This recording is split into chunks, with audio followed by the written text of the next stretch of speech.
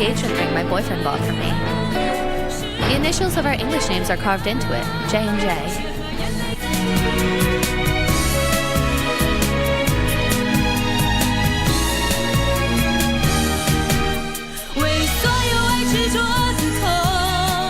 To get John chapter 6 verse 35 as your skiza tune, dial *812 *498 hash.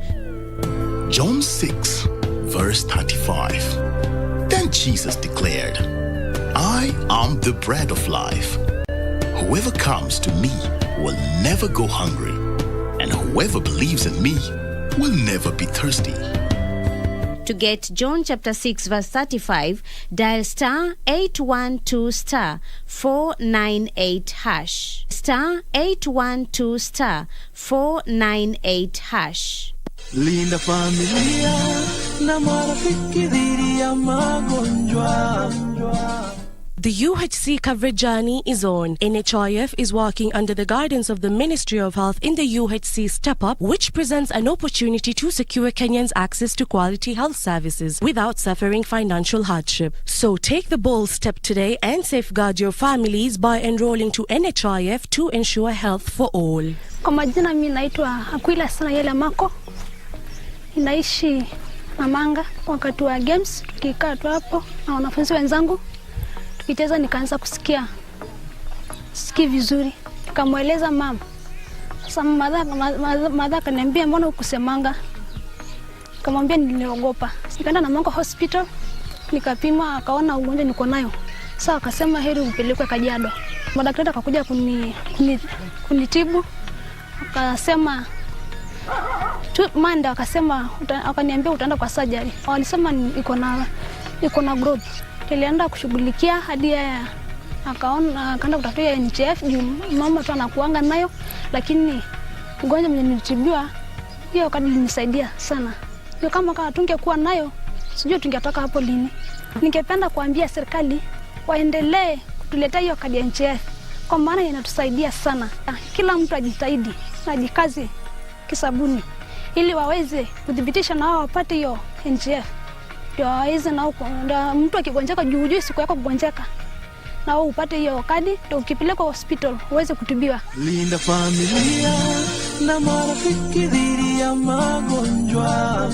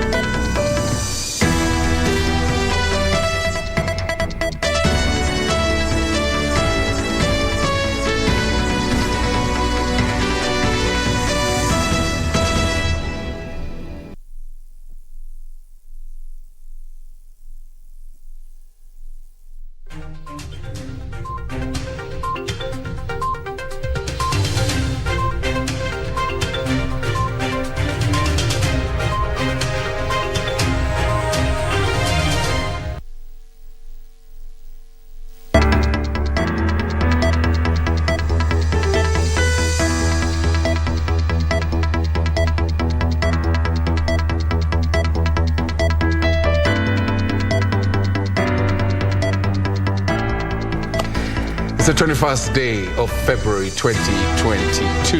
5 solid months before the general election. Welcome to KBC Prime Edition, coming to you live from Broadcasting House, right here in the capital city of Nairobi, Kenya. And this 21st day, the world marks World Mother Tongue Day. Tom, how do you say hello? In my mother tongue. Mother tongue. In my own mother tongue. Yes. Ivinade. And how do we respond? I don't know. How do you respond in Kamba? In Kamba, you say Uvoa.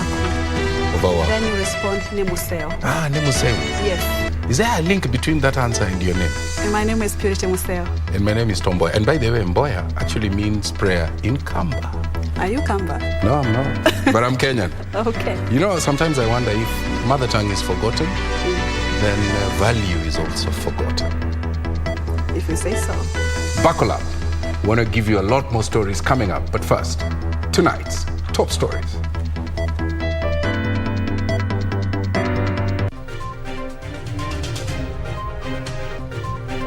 Stemming hate mongers. Chief Justice issues 4-month deadline for dispensation of cases. Debt ceiling. DP William Ruto now cautions August House as Raila Odinga promises better living for Kenyans. World Sick Day. KNH seeks 2,000 beds in initiative to improve care. And farms risk a fine of 1% of their revenue if found illegally sharing private data of their clients with third parties.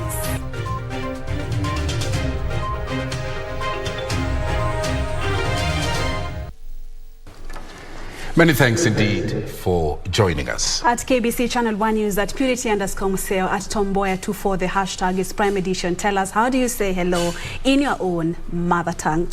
And Wangeshi is our sign language interpreter tonight.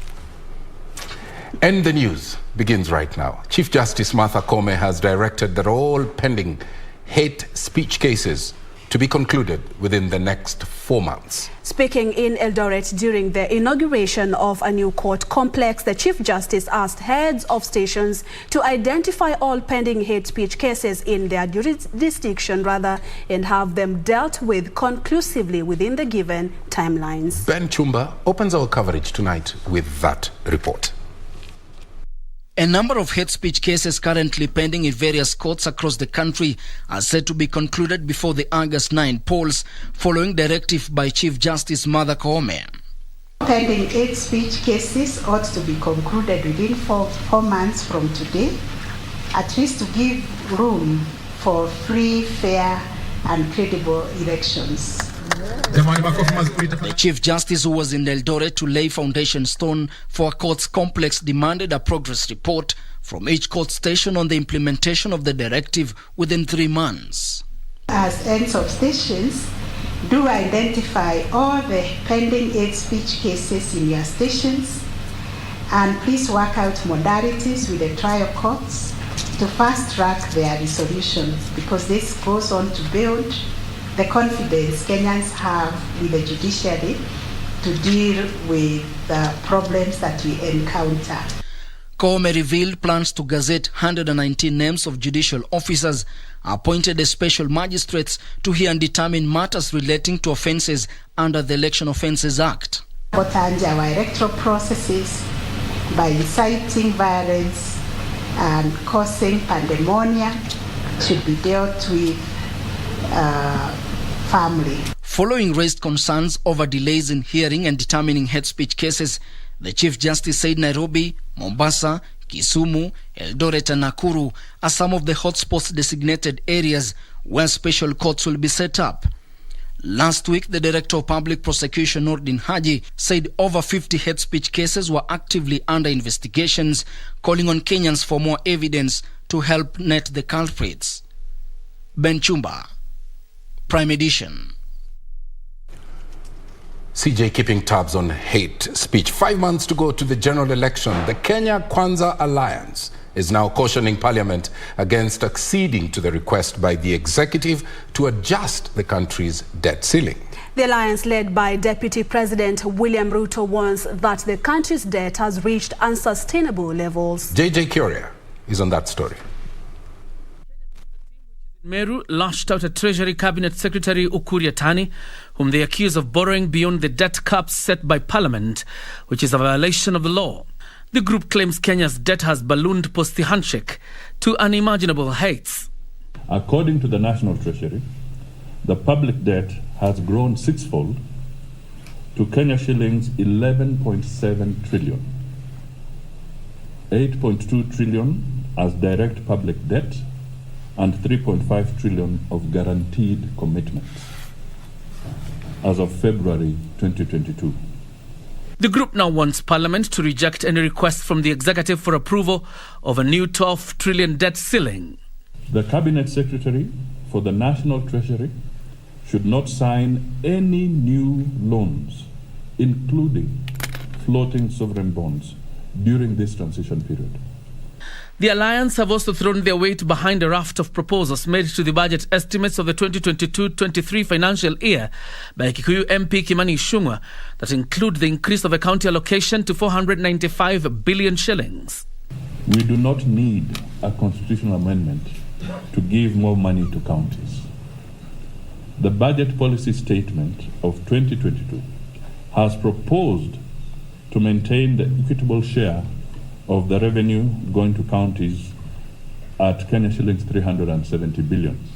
Other proposals made by Ichung'wah include a 50 billion credit scheme for the micro, small and medium enterprises, an additional 12 billion shillings for the operationalization of a judiciary fund in line with the constitution to offer the judiciary financial independence and autonomy, an allocation of 1.8 billion shillings to cater for the teacher professional development program, as well as an additional 5 billion shillings for fertilizer subsidy program. The brigade sustaining its criticism of Kenya's current fiscal policy, insisting it was unsustainable. Na lazima tupange biashara ya kila mtu, ndio kila mtu tumuinue. Sisi tumesema kabla hatujapambana na mambo ya kubadilisha katiba na vyeo na mamlaka ya viongozi, wangoje kwanza tubadilishe uchumi wa Kenya. John Jacob Kuria, Prime Edition. Let's stay on that frame of politics. ODM party leader Raila Odinga is promising to lower the cost of living if he's elected president. Raila was speaking in Lunga, Kwale County on the third day of his coast tour, said the cost of basic commodities is now beyond the reach of ordinary Kenyans. And Buru puts that item into perspective. ODM leader Raila Odinga and the Azimio la Umoja was in Mwangulu Market, Lunga, Kwale County on day 3 of the coastal tour. Raila says life has become unbearable for the common mwananchi as the cost of living continues to rise, promising to cushion Kenyans once elected president. Sentiments echoed by leaders who accompanied him. Mimi naambia hao, mimi Raila Amolo Odinga nimeshakuwa waziri mkuu wa Jamhuri ya Kenya. Najua pale pesa hii. Na mimi niko tayari kutembea na nyinyi tukomboe taifa letu, tulete mabadiliko kwa taifa letu. Kama Ruto amekaa miaka 9 kwa serikali kama deputy president na ameshindwa kusaidia Wakenya kwa kurudisha gharama ya maisha chini, siawache nafasi sasa baba aingie ili asaidie sisi. Raila distancing himself from claims that the handshake had created the current predicaments facing the nation. Hiyo deni wao wamepandisha. Lakini sisi tuna dawa ya kutibu hiyo deni. Tunatuambia bwana Mudavadi, kwa ajili ya maneno wewe mwenyewe ulipokuwa waziri wa fedha ulipandisha hiyo deni. Wewe toka hapo kuna suluhu. Wacha baba na watu wako waingie pale. Wataleta ndoto. Wao ndio walisema ushuru uwekwe katika petroli. Ruto mwenyewe ndiye alisema hivyo. Leo wako pale Meru anasema ya kwamba yeye anatengana na hiyo maneno. Mungu hapa si mwongo. He promised locals that he will find a solution to the perennial water problems they have been facing for years. Chimba ama mabwawa makubwa. Bwawa ya kuvuna maji ya mvua. Wakati ile mvua inanyesha, tunavuna hiyo maji. Ili kama sasa kwa kiangazi kimekuja, maji ipo ya kutosha kutumisha wananchi. The Azimio la Umoja team will be heading to Taita Taveta County on Tuesday. For Prime Edition from Kwale County, I am Ann Mburu. Meanwhile, the Jubilee Party has launched a mass registration exercise ahead of the party's nominations and primaries. More than 2,000 delegates from 12 constituencies will converge in Limuru's Jumia Conference Center to push that agenda. Members have vowed to rally the electorate to vote in Jubilee aspirants in the upcoming general election. Timothy Kipnusu reports.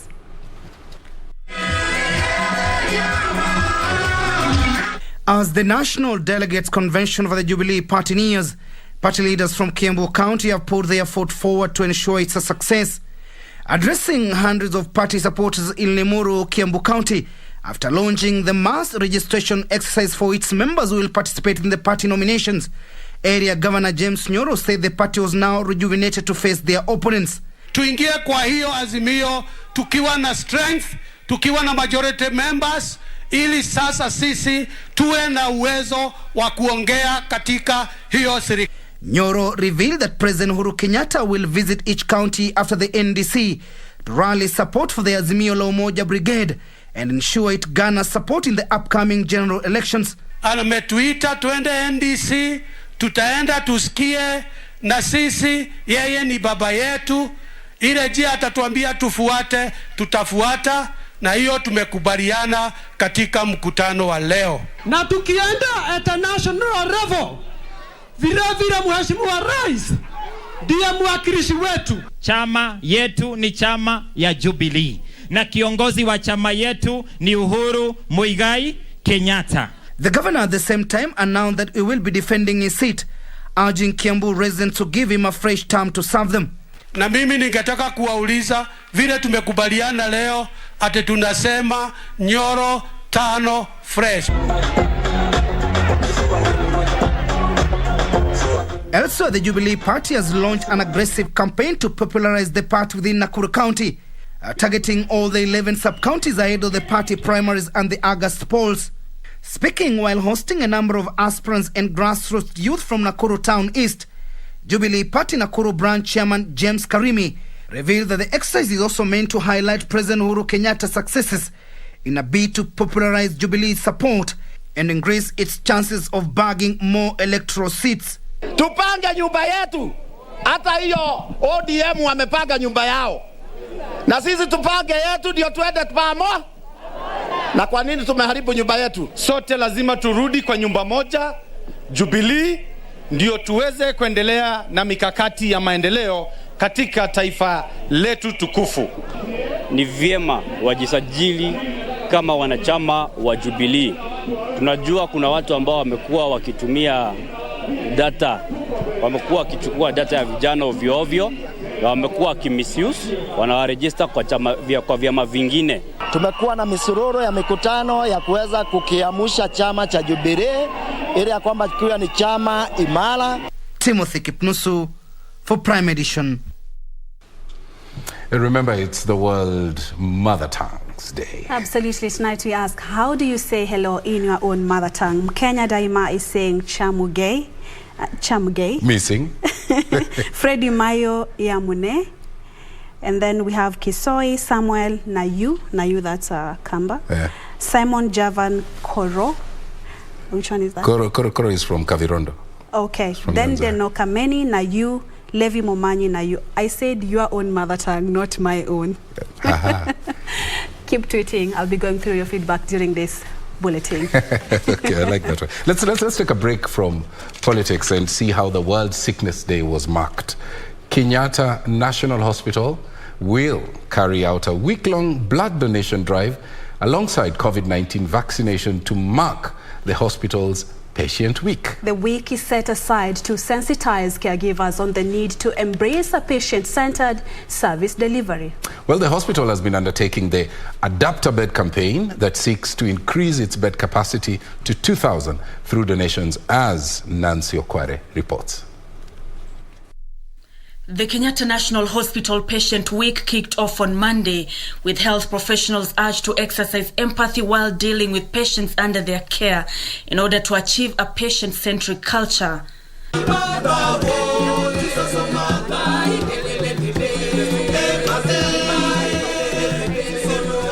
During the week, the hospital will be undertaking activities such as blood donation drive by caregivers and their families, COVID-19 vaccination, alongside diabetes screening. Let everybody know that you are holding that patient. Let everybody know that that patient got healed because you just gave the care and just spoke. Even just speaking alone. The way I've given you an example, I only just spoke to a patient and the patient kept on looking for that voice who spoke to me. It is that voice that kept me.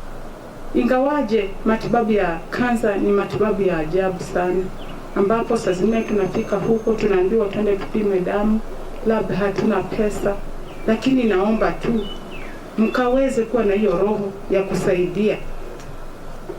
Tukikuja hapa mnaweza kutuongelesha vizuri, mnatupea roho, mnatuambia kwamba tusikufe roho, tutapona. The hospital management also taking this opportunity to urge members of the public and people of goodwill to take part in the Adopt a Bed campaign that seeks to increase the bed capacity in the hospital to 2,000 and replace old beds to ensure the patient's comfort. That encourages Kenyans to donate beds that will make our patients comfortable as they continue to receive treatment at KNH. This campaign, a must report, has gained a lot of traction of late, with many Kenyans wanting to play a role in it. Our bed occupancy still remains above 100. This is not always a good thing because the patients will come and not find a bed. And therefore we are doing our best to actually make the stay of our patients comfortable. Since the campaign kicked off late last year, the hospital has received over 63 beds.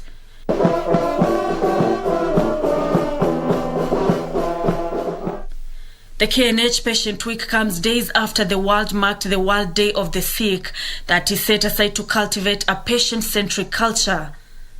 Nancy Okware, Prime Edition. Well, that story brings us to our first break. And before we take the break, there's Rajesh who's watching us from India. He's saying, in his Hindi language, they say, Aur kya hal hai? Tike. Tike, which means fine. Fine. Keep tweeting. Keep them coming. Keep telling us how you say hello in your own mother tongue. We are celebrating World Mother Tongue. I'm kind of enjoying it, you know. You really are. I mean, this is the era when, you know, young kids cannot express themselves in mother tongue. Do you know your own mother tongue? Did I just say that? I'm very fluent. Me too. Yeah. Me too. Yeah, I made sure. Let's take the break now. All right. Stay with us. We'll be back shortly.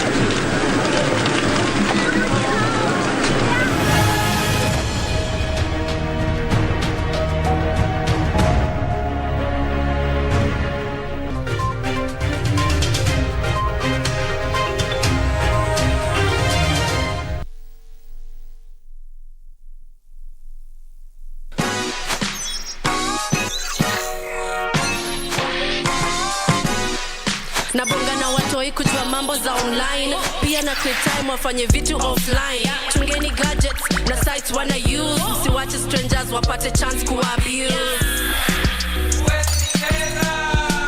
Nimeshindaje pesa kompe sija participate. Unadai info yangu na ikwe private say. Identity yangu haupati hautumi. Kitu zangu ni zangu na bado nitazishikilia. Una post story ati ni real news. Mimi sikuamini mpaka nione sasa hizo views. Una text online to me tunanifeel. Staki jokes ama mimi nitakureport for real.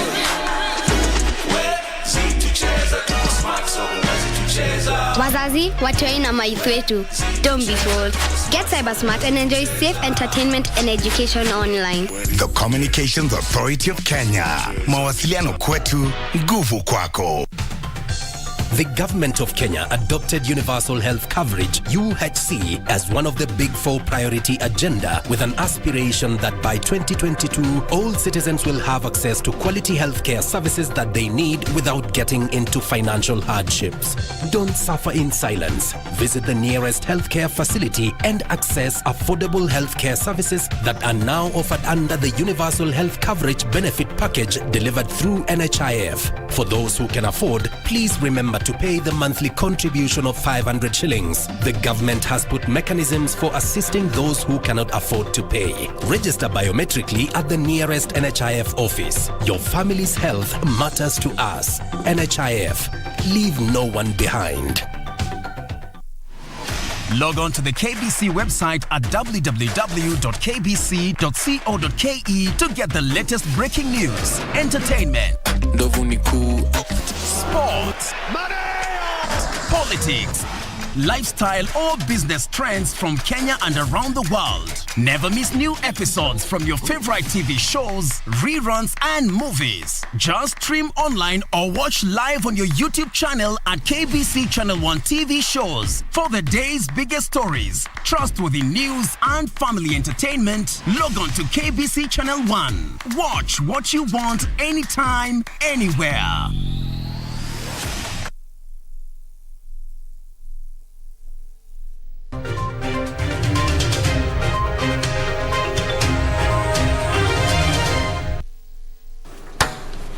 There you are, straight into the corridors of justice, the door to the cell, holding self-confessed serial killer Masten Wanjala, now deceased, was not locked on the night he escaped from the Jogoo Road police station. Police Constable Neville Mwambili told the Milimani Law Court Monday that the only main gate to the cells was locked on the night Wanjala escaped from police custody. Constable Mwambili told the court that on the same night, the station was hit by a power blackout. Of Deputy Officer commanding Jogoo Road Police Station and 2 other officers over the escape of the late serial killer Masten Wanjala began on Monday at the Milimani Law Courts. The first witness, Police Constable Neville Mwambili Mwashoke, told the court that the main cubicle where Wanjala had been detained was not locked and that there was a power blackout at the station before he finished his shift at 6:50 p.m. The time you are handing over, there was no light. That is clear.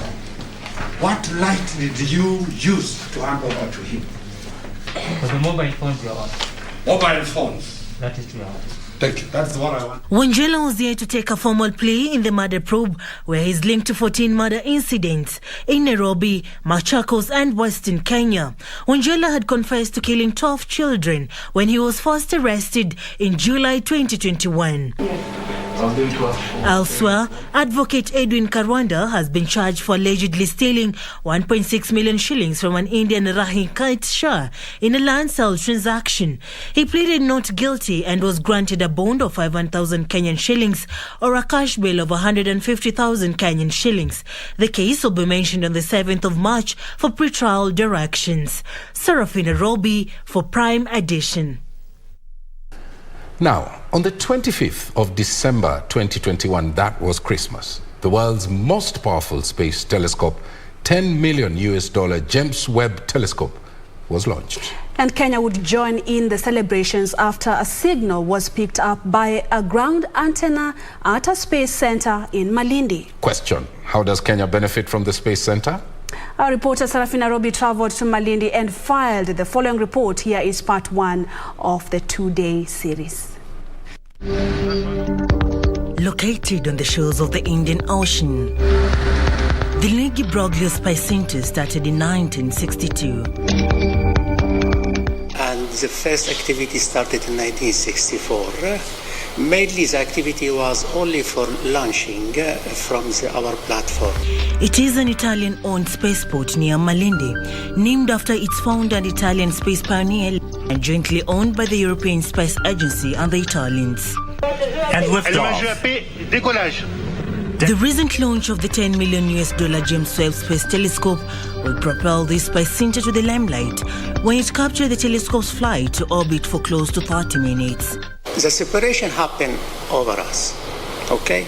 Malindi gives the first signal, and Malindi follow James Webb after separation for 6 hours. This jolted Kenyans and the world into a frenzy. Séparation Webb Space Telescope. Go Webb! The telescope, which is believed to be advanced with abilities to use infrared technology, will be used to explore an evolution of galaxies and how stars and planets were formed, as well as the mystery of exoplanets. and the origin of the star of galaxies and dark energy, and see, this is what they declared. The telescope was placed away from Earth's thermal glow, with the moon and Earth behind it. Lagrange point L2, it means we are speaking about 1.5 million kilometers, 500,000 kilometers from the Earth. So it should, the telescope need 29 days to reach that point. The whole world is anxiously waiting for the first pictures.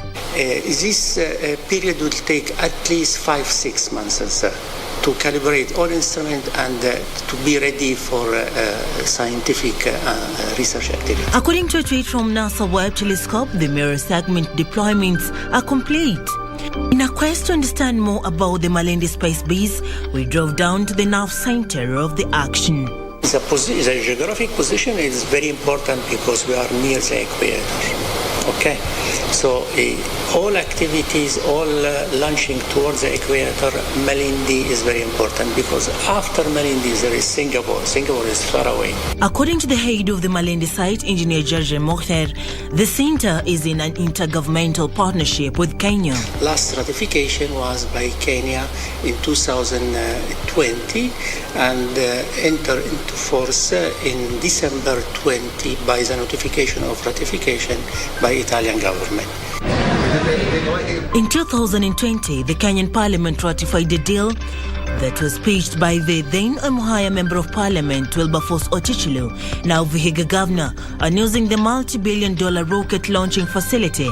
The agreement meant that Kenya will receive 25 million Kenyan shillings annually from Italy for the use of the land. So it is high time the Kenya government took serious interest in space exploration. The rest of the development in the world today is going to be controlled from space.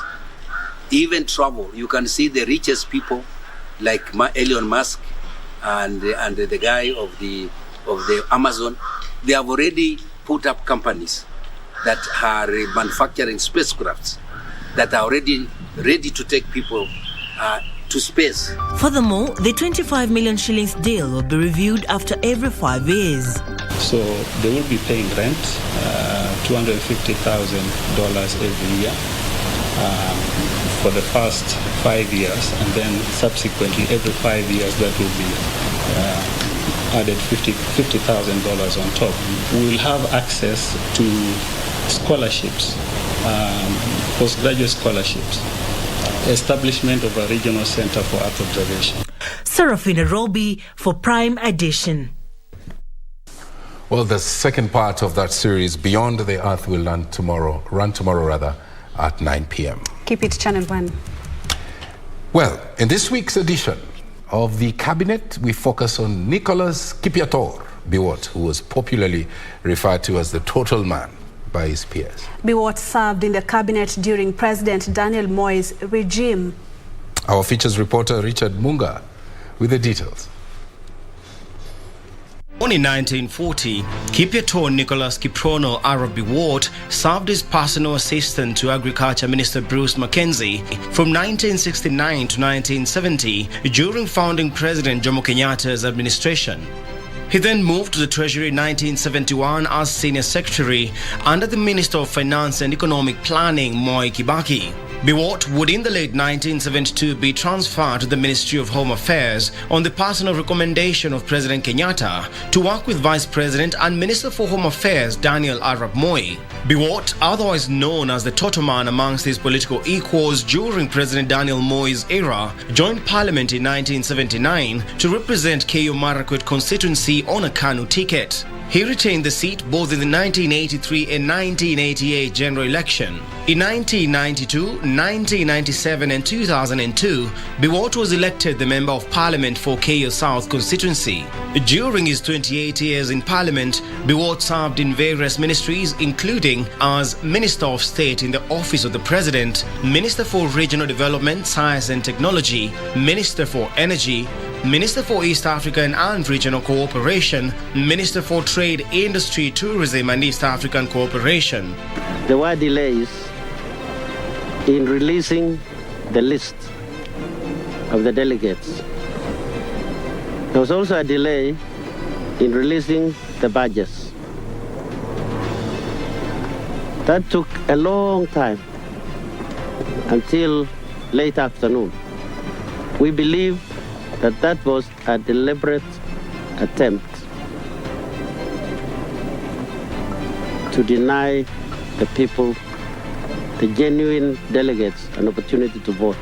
In the parliamentary elections held on December 27, 2007, Biwott lost his Kaya South parliamentary seat to a political novice, Jackson Kiptanui Arab Kamai of the Orange Democratic Party. Biwott was named by Scotland Yard Detective John Troon as a person of interest in the 1990 murder of Kenya's Foreign Affairs Minister Robert Ouko.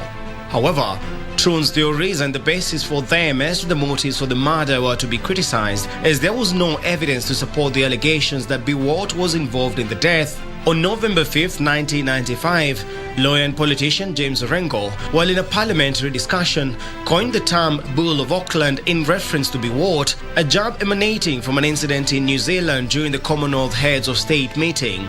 It was alleged that while in New Zealand, Biwott had been forced out of a VIP hotel after making indecent advances towards a female worker. In his defense in Parliament, Biwott reportedly remarked dismissively, quote-unquote, "I am a real man, a total man," end of quote. Nicholas Biwott, aka Total Man, took his last breath on the morning of July 11, 2017, succumbing to complications arising. Yeah, I can remember. Total man. Total man. What else can you remember? Auckland. Right. Well, that story ushers us into our second break. And Karen Jenga. Karen Jenga. Stand by with the day's business news. The day's business news. Stay tuned for that. Yeah.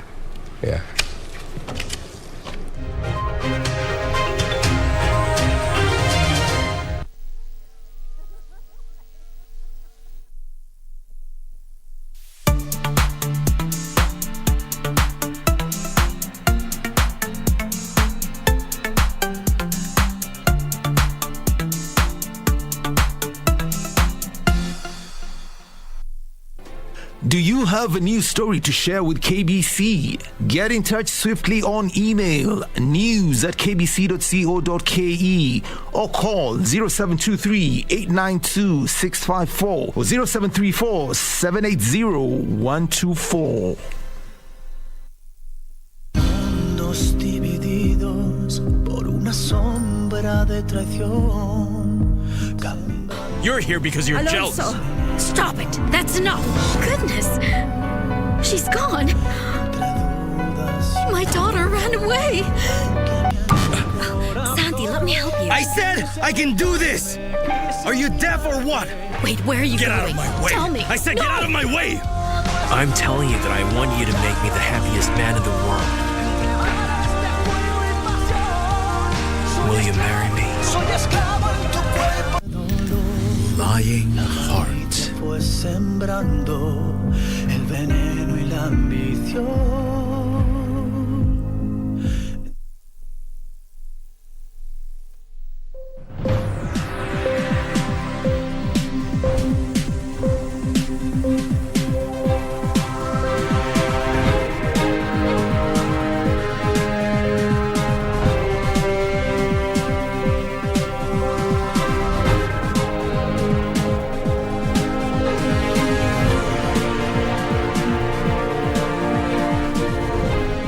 Let's now focus on what has been making headlines in the world of business.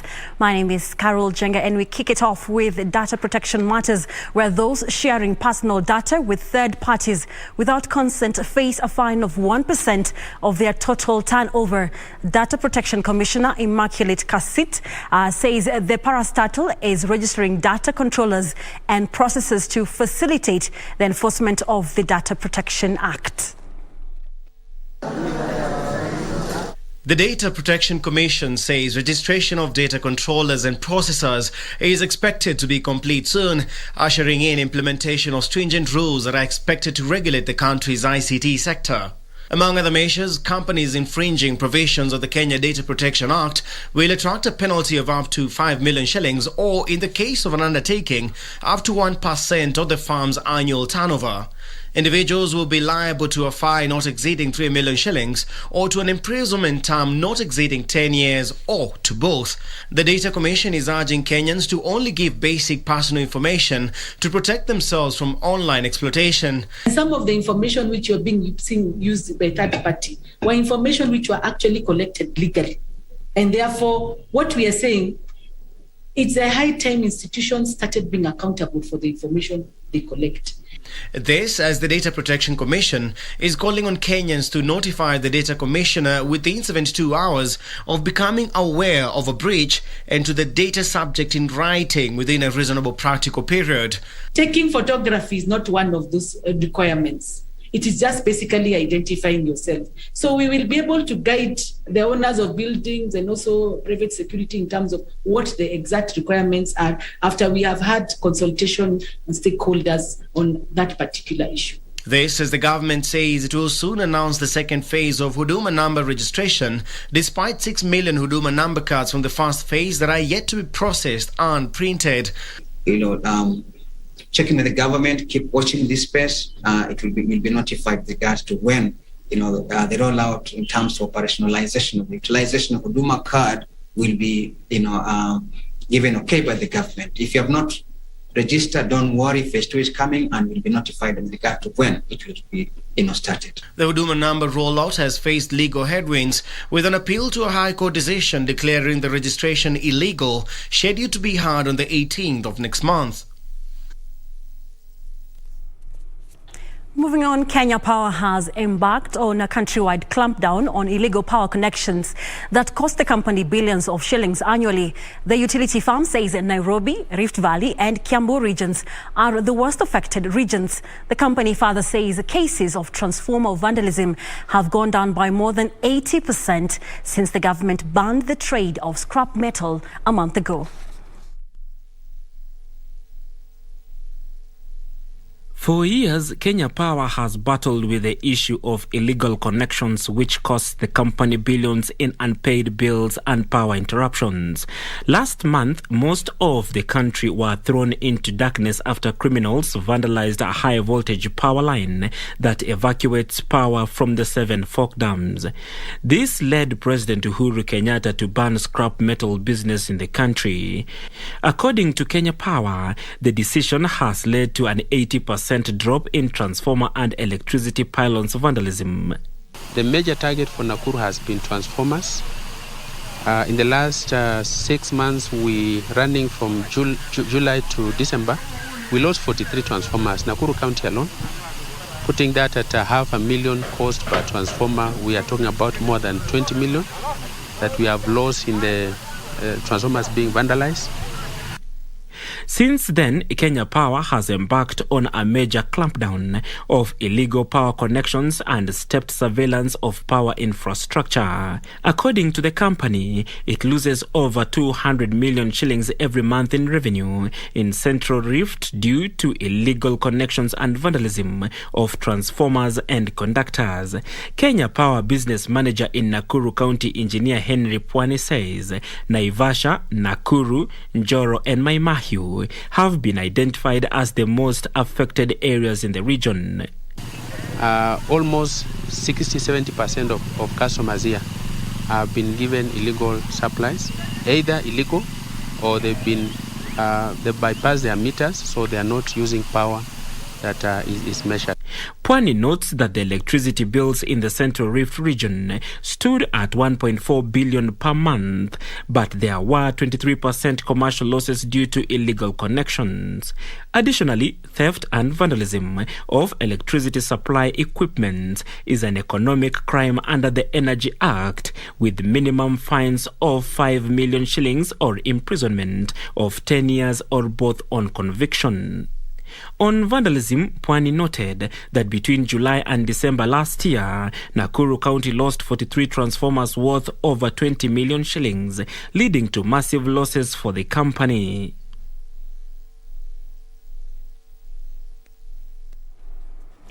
About 60% of treated water is lost during supply of it that could be avoided with adoption of digital water tracking system that quickly flags burst or vandalized water pipes. Ruben Kogi, LEM Business Development Manager for East Africa, says analog water meter readers are easily manipulated and utilities should go with the changing times to ensure efficiency in water supply. The pressure from rapid urbanization has seen illegal connections or vandals targeting the piped water infrastructure. Manufacturers believe most water piping systems are old and weak, paving the way for criminals to steal the finite resource. Digitization of the piped water systems would ensure that information from individual residences and institutions directly feed to the cloud and thereafter be translated onto the billing system, reducing the margin of error significantly. And the services component is so critical because as we adding on digitalization, as we adding on better technologies, it's important that we can maintain these technologies at the right level so that they are optimal and they're always running efficiently. They further state a digitization of the system would reduce cases of water poisoning, as the digital water tracking system would update water suppliers on the purity of water at every stage of treatment. What we want to do and what we always do is to work with them in terms of developing initiatives that promote the responsible use of water. Reporting for Prime Edition, my name is Ibak Said. The Communication Authority of Kenya has urged telcos and smartphone manufacturers to ensure affordability to the Kenyan populace when producing 5G devices. More companies are embracing the 5G network, which is expected to have much higher speeds and capacity that allows files to be downloaded quicker. Details of this and other stories in our corporate briefs. 5G network is expected to drive the reinvention of several businesses and consumer applications. Vivo General Manager Shamsi says since 5G-enabled devices can send and receive signals almost instantaneously, individuals and businesses will have instantaneous communication with co-workers, friends or clients and not have to contend with dropped calls and poor connections. But the Communications Authority of Kenya is concerned about the pricing of 5G services. We are eager to bond Vivo with you all closely, not just through humanizing product design and also innovation and excellent experience, satisfied services and proving branding. And I'm speaking to the General Manager of Vivo. You will now embark on research towards manufacturing of low-cost, affordable 5G-enabled devices for the mass market, so that for them to enjoy and be part and parcel of the 5G revolution. Meanwhile, the Defence SACCO entered into a bank assurance affinity partnership with Housing Finance to provide insurance services to KDF personnel. The partnership will leverage technology to provide ease of access to affordable products in a timely and efficient manner to KDF personnel who are deployed far and wide. The Defence SACCO is optimistic that through the deal, KDF personnel will have improved morale because of their welfare is well taken care of. The SACCO will be the link between service personnel and Housing Finance and shall finance members in need of insurance. Finally, insurance company Britam Holdings says it is changing tact to focus on low-income earners, even as it marks paying 3 billion shillings in health and life insurance claims to underinsured customers since 2015. The company says low-income earners face the greatest risk of being affected by events such as hospital admissions, loss of a loved one, or business interruptions such as fires and theft. Insurance penetration in Kenya is very low. It's in fact less than 3%. And the main reason is that majority of Kenyans, that includes smallholder farmers, small businesses, low-income families, have not really purchased insurance products. And this is the market that we are trying to address. These are the customers that we are trying to serve by coming up with simple and easy products with an aim to protect them against different risk events. Reporting for Prime Edition, I am Teresa Mutai. Well, and that is how we wrap up business news for tonight. But you can find more stories on our website at kbc.co.ke. Sports is up next with Richard Munger. Have a good night. My name is Carol Jenga.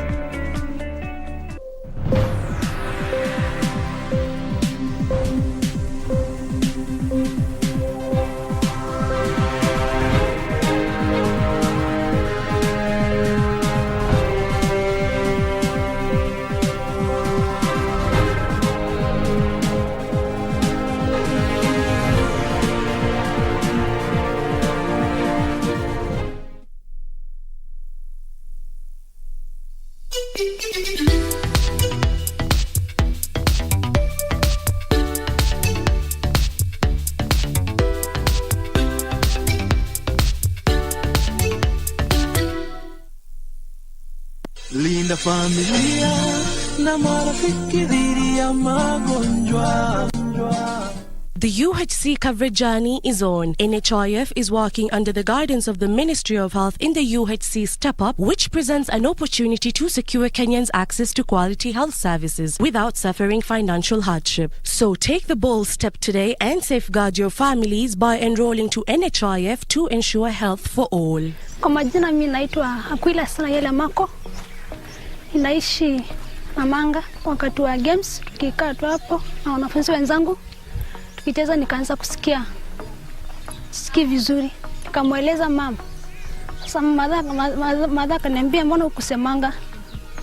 Nikamwambia niliogopa. Nikaenda Namanga hospital nikapima akaona ugonjwa niko nayo. Sasa akasema heri upelekwe Kajiado. Madaktari akakuja kunitibu. Akasema Manda akasema akaniambia utaenda kwa surgery. Walisema iko na growth. Nilienda kushughulikia hadi akaenda kutafuta NHIF juu mama tu anakuanga nayo, lakini ugonjwa mwenye nilitibiwa hiyo kadi ilinisaidia sana. Hiyo kama tungekuwa nayo sijui tungetoka hapo lini. Ningependa kuambia serikali waendelee kutuletea hiyo kadi ya NHIF kwa maana inatusaidia sana. Kila mtu ajitahidi na ajikaze kisabuni ili waweze kudhibitisha na wao wapate hiyo NHIF. Ndio waweze na mtu akigonjeka juu siku yako kugonjeka na wao upate hiyo kadi ndio ukipelekwa hospital uweze kutibiwa. Linda familia na marafiki dhidi ya magonjwa.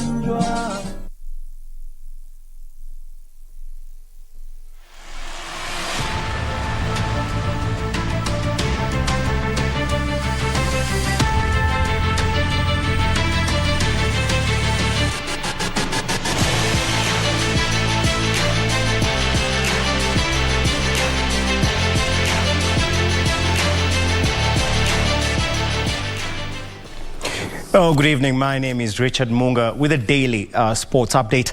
Now, Kenya Premier League side Bandari FC has parted ways with head coach Andre Kasambungo. The team has appointed assistant coach Anthony Kimani to take charge of the team until another tactician is appointed. Andre Kasambungo has been sacked by Bandari FC. Bongo, who was appointed in January last year, was sacked due to poor results in the league, with the team winning only 6 games so far this season and lying 9th on the table with 26 points, 11 points behind leaders Kakamega Homeboys. Bandari will be forced to play Gor Mahia in their next fixture under Anthony Kimani.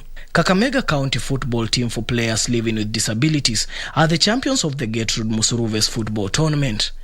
Kakamega defeated their counterparts from Bungoma 3-0 in the final.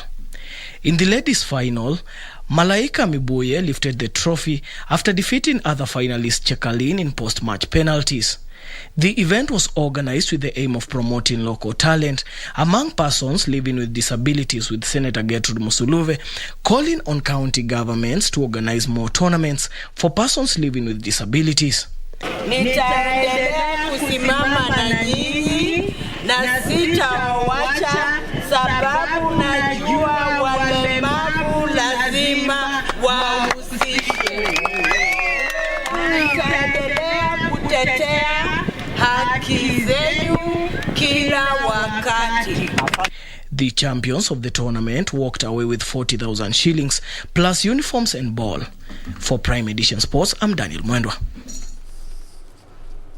Meanwhile, the road to Glen Eagles Johnny Walker Golf Series trod on at the lush greens of Kericho Golf Club, which hosted the 8th leg of the tournament.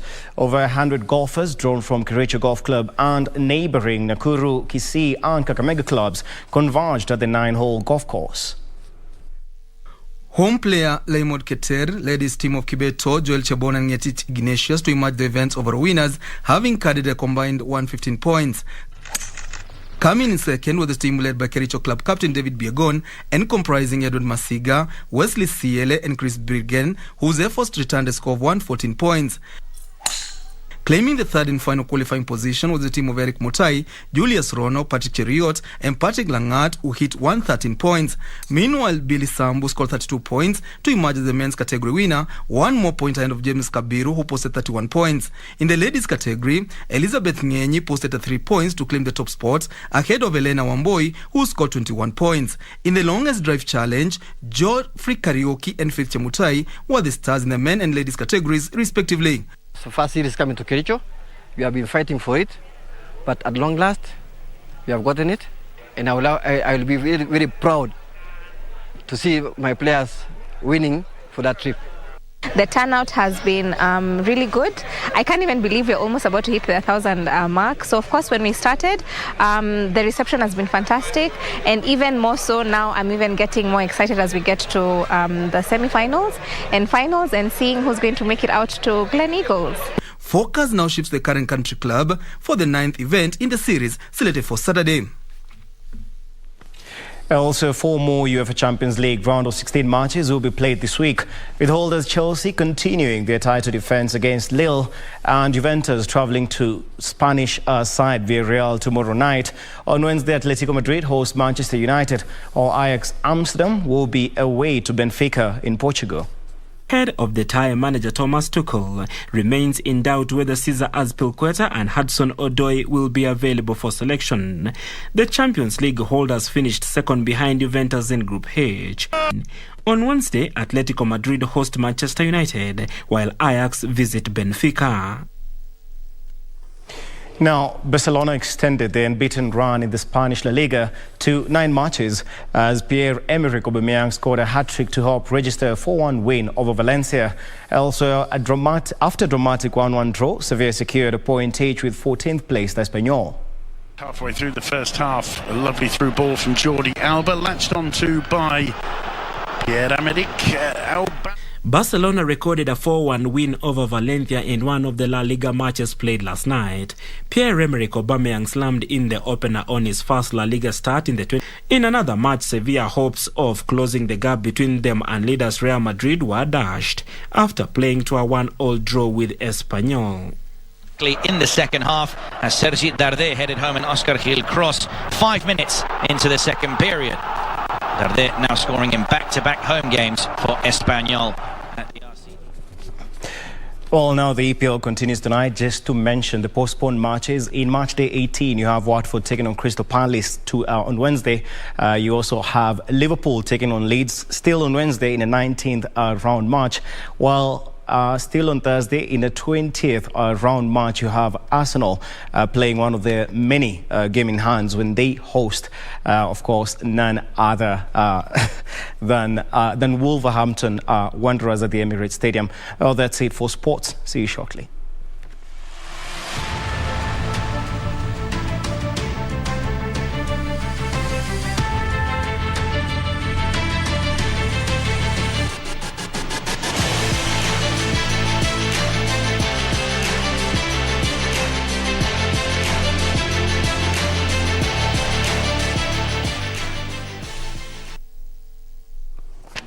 Well, today was the International Mother Tongues Day, a day that marks the linguistic and cultural awareness. I get to learn how you say hello with their own language.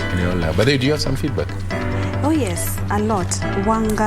Wesonga Wanda says Mulembe. I didn't know that was hello.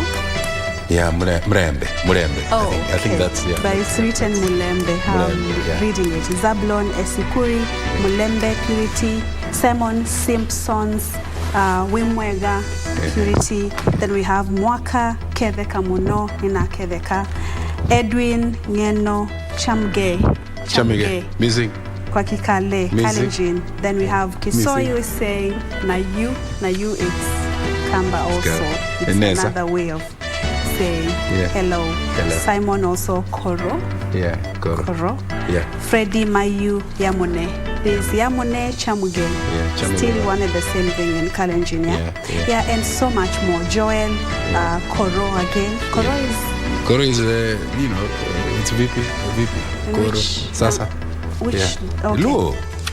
Yeah. Okay. K-O-R-O. Chamgame, Kenya Daima, and then we also have Orua Otie.